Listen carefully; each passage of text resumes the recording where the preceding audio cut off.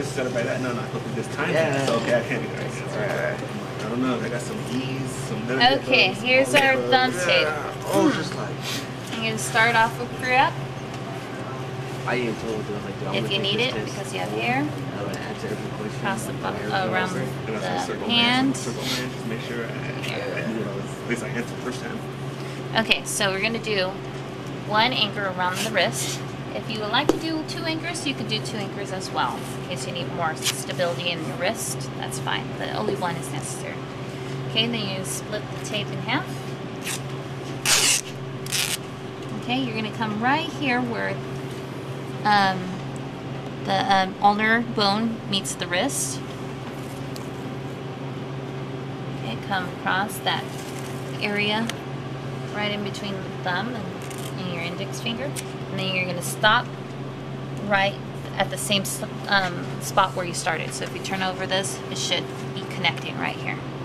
Okay, now that's already measured out, so you just take the other side of the tape that you didn't use, cut it the same length, and save it for later.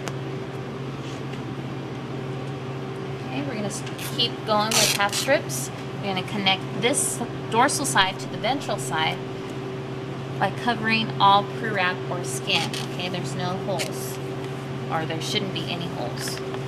Okay, keep going half the width up. Okay, just connecting the dorsal side to the ventral side. Okay, make sure you don't pull too hard when taping the thumb. It's really easy to get it too tight, and then the thumb will lose its circulation. You don't want that. And also make sure you're just getting it right on the anchor to this anchor. If you cut it too long, then later on it's just going to be hanging out.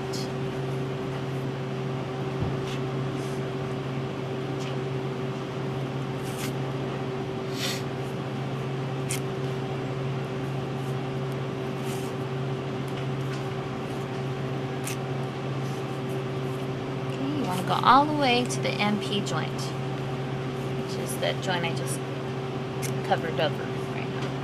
Okay, just like that. Okay, and also I forgot to mention that he should be in a handshake, a stiff handshake position. Okay, once you get that high, then you want to do what I call is ribbons. Up that width or that length of tape. I like to tear it off first because it's just easier for me to lay down, and then you're just gonna cross it over just around that thumb area.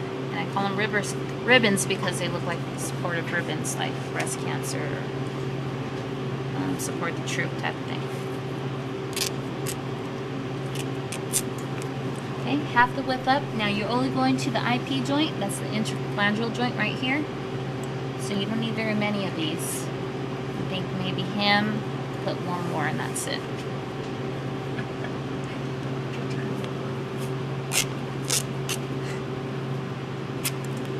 Okay, again, don't make these too tight or else you'll end up with a purple thumb. Just gently pull it around. Okay, if you can still move that down, can you bring that down? Then that's high enough. If you can't move that, then you went too high. Okay, so now we're going to do cover-ups. Okay, right across the top, just like we're doing those half strips, but now we're doing full strips.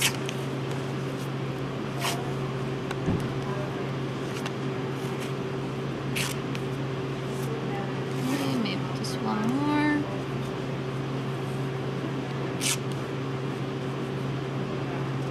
Just like that, just push everything down, make it nice and neat.